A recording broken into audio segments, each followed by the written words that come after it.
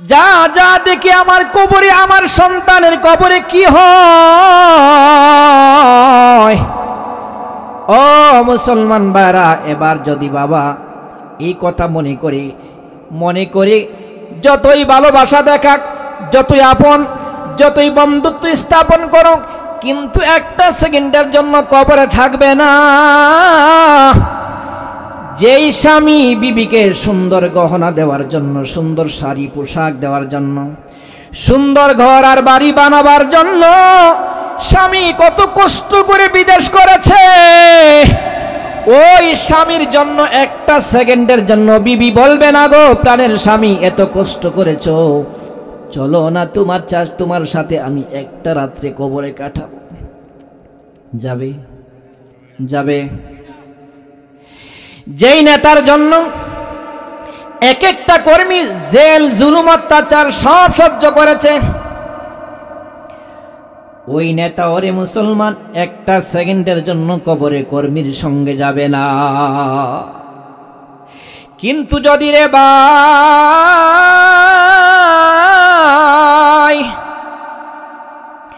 আল্লাহর কালামের সঙ্গে যদি সম্পর্ক লাগাও,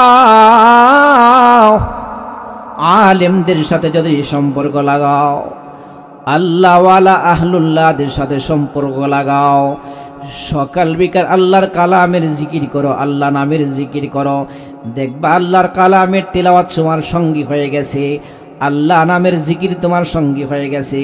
কবরে যাওয়ার পরে যখন চতুর্দিকে তাকায় দেখবা মাটি আর মাটি, ডানে মাটি, বামে মাটি, পিছনে মাটি, উপরে মাটি, পালাবার জায়গা থাকবে না।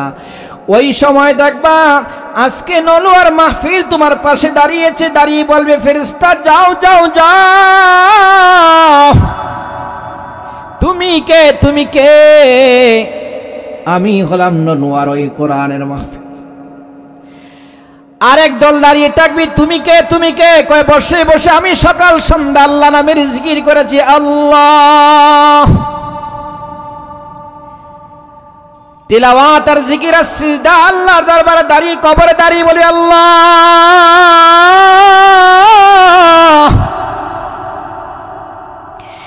এই বান্দা আপনাকে আপন করার জন্য, আপন বানাবার জন্য, আল্লাহ কবরে যেন শাস্তি না হয়, সেই ফিকির আর চিন্তা নিয়ে কোরআনের মাহফিল যেখানে হয়েছে সেখানে বসেছে। আজান হতে দেরি হয়েছে, আল্লাহ নামাজ যেতে দেরি হয় নাই, সিজদা দিতে দেরি হয় নাই। আয় আল্লাহ আমি হলাম দুনিয়ার সিজদা, আয় আল্লাহ আমি হলাম দুনিয়ার কোরআনের তেলাওয়াত, আয় আল্লাহ আমি হলাম দুনিয়ার তোমার নামের জিকির। আল্লাহ আল্লাহ করেছিল, আমি আল্লাহ আল্লাহ জিকির করেছিল, আমি সেই জিকির। কই কি চাও? কি চাও? কই আল্লাহ ওই বান্দা তো দুনিয়াতে আমার সাথে বড় সম্পর্ক করেছিল, বন্ধুত্ব স্থাপন করেছিল। কই তাহলে কি চাও? কই চাই ওই বান্দার কবরের আযাব যেন বন্ধ হয়ে যায়। ও মুসলমান ভাই, আজকের এই বর্ষা জিকির, আজকের তেলাওয়াত, আল্লাহর সামনে কবরে দাঁড়িয়ে বলবে, আল্লাহর সাথে কথা বলতে শুরু করবে, সুপারিশ করবে। ওই সময় কিন্তু দুনিয়ার কোনো বন্ধু আহবাব পাওয়া যাবে না। কথা বলেন ঠিক কি না? ওই কঠিন সময় দাঁড়িয়ে বলবে আল্লাহ আমি হলাম দুনিয়ার জিন্দেগির তাবারাকাল্লাযী বিয়াদিহিল মুলক। সেই সূরার তেলাওয়াত প্রতিদিন বান্দা তেলাওয়াত করেছে, এই বান্দি তেলাওয়াত করেছে। আল্লাহ তাআলা বলবেন তাহলে তুমি কি চাও? মাটি চাপা দিতে পারবে না, শাস্তি দেওয়া সম্ভব হবে না। এবার আল্লাহ তাআলার দরবারে ওই ছোট্ট পাখি বলবে, ও কবরওয়ালা, আর টেনশন নাই, চিন্তা নাই, শোনো আমি তোমার বুকে ডানা মেলে বসে আছি। শুনে নাও, শুনে নাও, ভালো করে শুনে নাও। যতক্ষণ পর্যন্ত তোমার কবরের আযাব বন্ধ না হবে, তোমার কবরটা জান্নাতের বাগান না হবে, দুনিয়ার সবাই তোমাকে রেখে যেতে পারে, আমি পাখি তোমাকে রেখে যাব না, আমি পাখি তোমাকে রেখে যাব না। আল্লাহু আকবার বলেন, আরো জোরে আল্লাহু আকবার বলেন। ও মুসলমান ভাইরা, এবার পাখিকে আল্লাহ তাআলা জিজ্ঞাসা করে, পাখি তুমি কি চাও? আল্লাহ আপনি না দুনিয়াতে ওয়াদা দিয়েছিলেন, যারা প্রতিদিন ঘুমের বিছানায় যাওয়ার আগে আগে মোবাইলকে বন্ধু বানায় নাই, টিভিকে বন্ধু বানায় নাই, বিবিকে বন্ধু বানায় নাই, সন্তানকে বন্ধু বানায় নাই, নেতাকে বন্ধু বানায় নাই, ব্যবসাকে বন্ধু বানায় নাই। তুমি আল্লাহকে বন্ধু বানিয়েছে, নবীকে বন্ধু বানিয়েছে।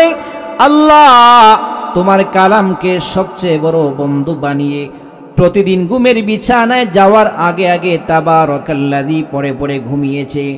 আল্লাহু লা ইলাহা ইল্লা হুয়াল হাইয়ুল কাইয়ুম পড়ে পড়ে ঘুমিয়েছে। আলহামদুলিল্লাহি রাব্বিল আলামিন আর রহমানির রহিম মালিকি ইয়াউমিদ্দিন পড়ে পড়ে ঘুমিয়েছে। কুল হুয়াল্লাহ পড়ে পড়ে ঘুমিয়েছে। আল্লাহ তুমি ওয়াদা দিয়েছিলে যতক্ষণ পর্যন্ত বান্দার কবরের আযাব বন্ধ না হবে, কবর জান্নাতের টুকরা না হবে, আল্লাহ তোমার কাছে সুপারিশ করতে হবে, করার অনুমতি দেওয়া হয়েছে। আল্লাহ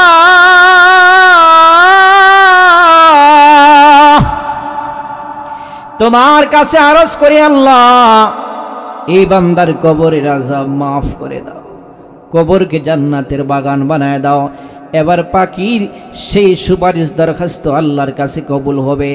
আল্লাহ তাআলা বলে, যা যা যা সুপারিশ করেছ, আমার বান্দা দুনিয়ার কাউকে বন্ধু বানায় নাই, আমাকে বন্ধু বানিয়েছে, আমার কালামকে বন্ধু বানিয়েছে। যা যা এই উসিলায় সূরা মুলকের তেলাওয়াতের উসিলায় আমি আমার বান্দার কবরকে জান্নাতের বাগান বানিয়ে দিলাম।